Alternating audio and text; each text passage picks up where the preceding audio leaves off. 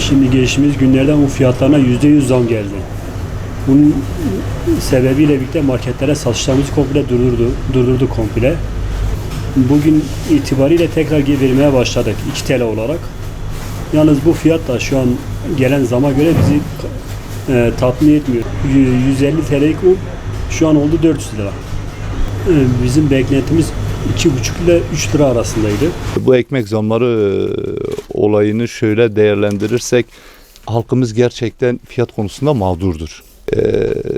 Halkın gözünden bakarsak ekmek 2 lira çok halk için ama fırıncılar gözünden, esnaf gözünden baktığımız zaman şimdi 2 lira fırıncı arkadaşlarımızı kurtarmıyor. Unun torbası 370-400 lira olmuş.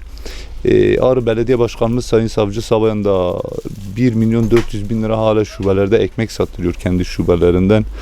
Bu bizim esnaflarımız için ciddi bir sıkıntıdır. Bizim satışımız için ciddi bir sıkıntıdır. Bir çuval un 370 lira olmuş.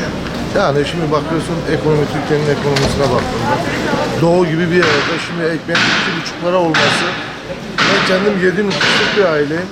Yani şimdi geçim nasıl olacak? Biz artık bunu düşünüyoruz. Çoluk çocuğumuza nasıl bir ekmek götürelim onu düşünüyoruz. Halkın içinde şu an normalde ekmeğin 1,5 olması lazım yani. Bu şartlar altında 7 nüfuslu bir aile günde 15 ekmek götüren adam daha hesabını yapsın yani. Fiyatlar çok yüksek yani. Nasıl uygun olacak? 2,5 lira Ağrı gibi doğuda işsizlik var, kimse çalışmıyor. Yok para yok, millette bir şey yok yani. Normalde çok pahalı yani. 1,5 normal ideal fiyat yani. Şu şartlar altında 1,5 olması iyi yani.